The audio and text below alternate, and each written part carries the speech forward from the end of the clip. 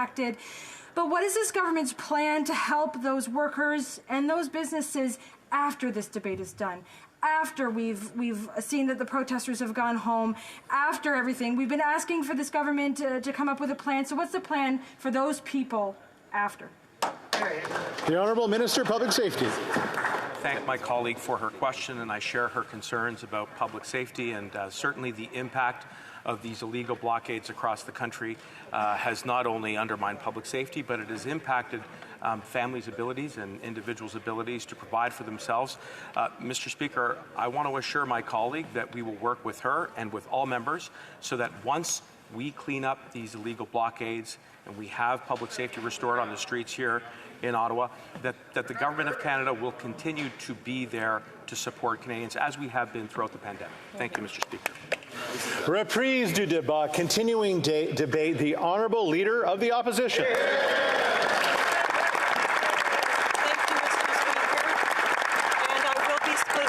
With the member for Mégantic-Lérable today.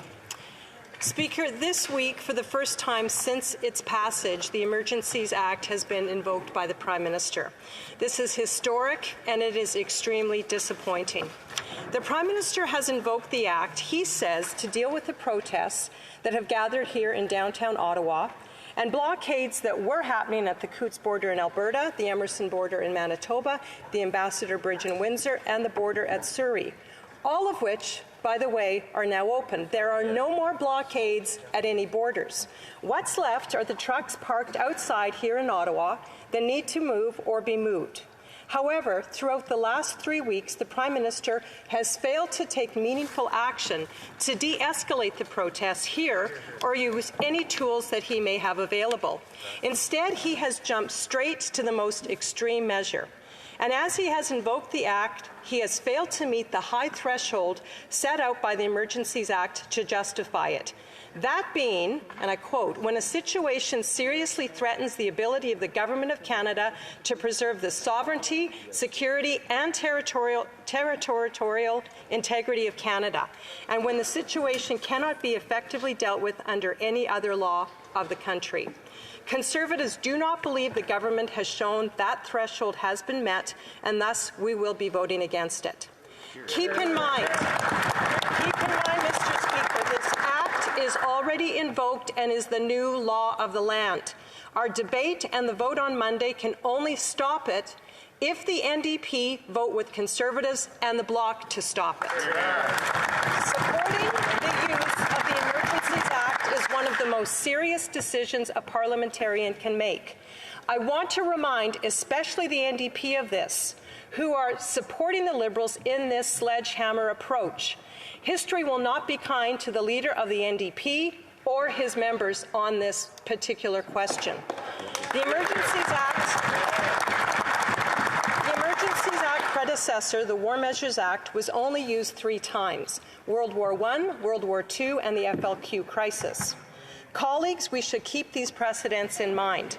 The weight of those events should caution us against making this decision lightly.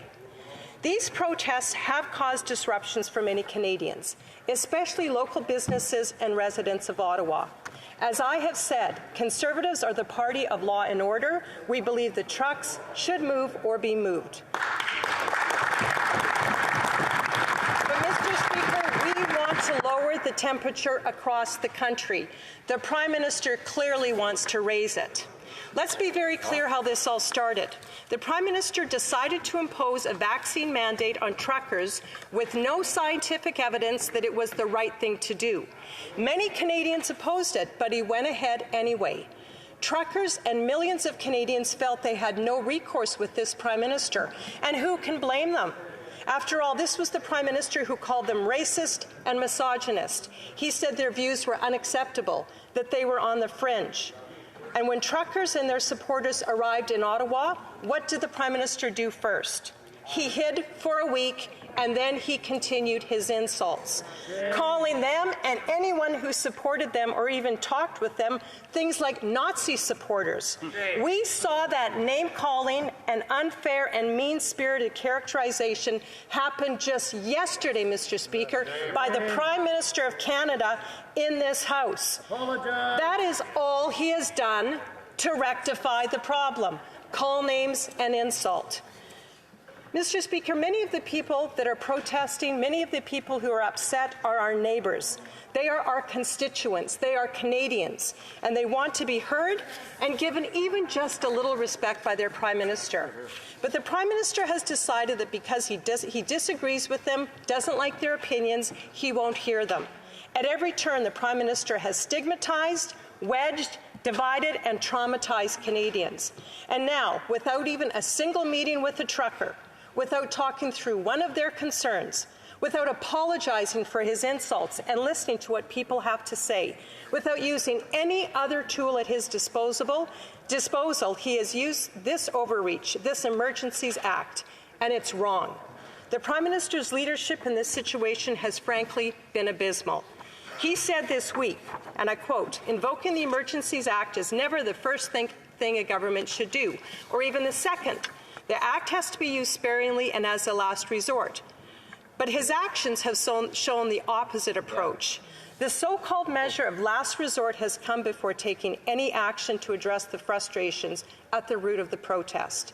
How did the Prime Minister go directly from ignoring the truckers to turning this to the Emergencies Act? Why has the government jumped straight to this without doing anything to lower the temperature first? Conservatives put forward a reasonable approach that could help bring the temperature down and address the concerns. We asked the government to commit publicly to a specific plan and timeline to roll back federal mandates and restrictions. But the Liberals and NDP refused to support our plan, and instead the Prime Minister reached for more power. This comes as provincial governments are announcing plans to end COVID-19 restrictions. The Prime Minister is an exception to this trend, and he refuses to come forward with a plan. Even the provinces are unhappy with the Prime Minister for doing this. Alberta, Saskatchewan, Manitoba, Quebec, Nova Scotia, they're all opposed to the use of the Emergencies Act. This is not a good look for the Prime Minister. We all want the trucks here in Ottawa to move. We want a peaceful and quick end to the trucks blocking the streets in Ottawa. Our message to those protesting is still this: Conservatives have heard you. We will keep standing up for you. But it's time to move the trucks. At the same time, no government should resort to the kind of extreme measures that we're seeing. Unfortunately, the Prime Minister has a track record of serious disregard for the law, and that raises a lot of red flags. This is the Prime Minister who interfered with an ongoing criminal trial in the SNC-Lavalin scandal.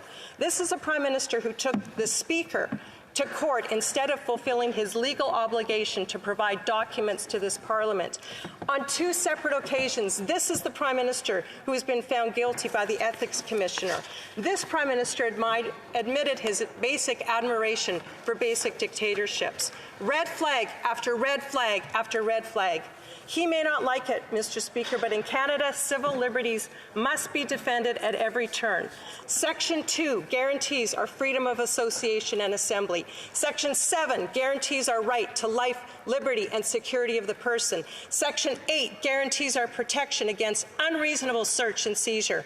Canadians can't be expected to simply take this Prime Minister at his word. His plans are not consistent with fundamental freedoms. The government should not have the power to close the bank accounts of Canadians on a whim. The Prime Minister is doing this to save his own political skin. But, Mr. Speaker, this is not a game. It comes at the cost to Canadians' rights and freedoms. Speaker, Parliament should not allow the Prime Minister to avoid responsibility in this way.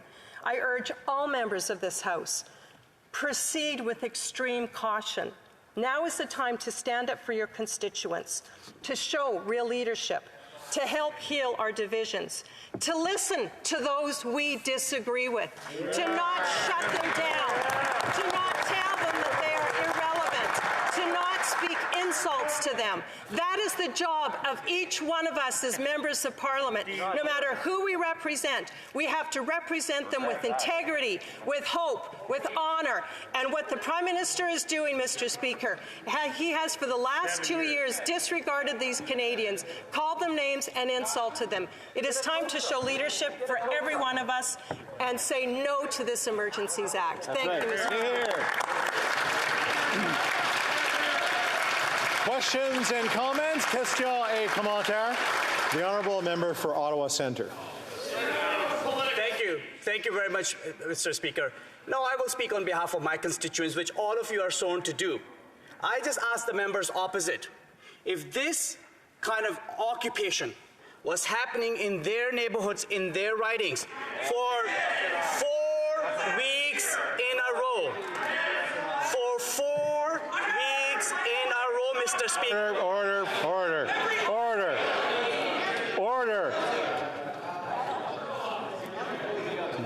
I just want to say the longer I get to stand here, the less option that people have to actually present their feelings and represent their constituents later on. We good? The Honourable Member for Ottawa Centre. 4 weeks in a row, Speaker, and the members opposite talk about listening to the protesters. They won't even listen to a member of this House to understand, Speaker, what my constituents, the members of my community is going. And when did the line cross between being a lawful protest, which we welcome actually, Speaker, in this riding, and happens all the time, to an illegal protest? Members opposite were out there taking photos and encouraging those protesters to keep honking in the middle of the night. Would the member now denounce those actions? The Honourable Leader of the Opposition. That's a very good question for his leader, the Prime Minister, when these protests started, the first thing this Prime Minister did was call these people names. He insulted them. I don't think anyone in that member's constituency thinks that the answer for a Prime Minister the response for a Prime Minister to do is to hide and then hurl huge insults, not just saying he disagrees with them, calling them misogynist, racist, their fringe view, they should not be tolerated. So very good question he should ask his own Prime Minister. Why didn't he take action? Why didn't he show leadership? Why didn't he take the high road and try to at least listen to these folks so that they felt that they were respected? Good question for your boss.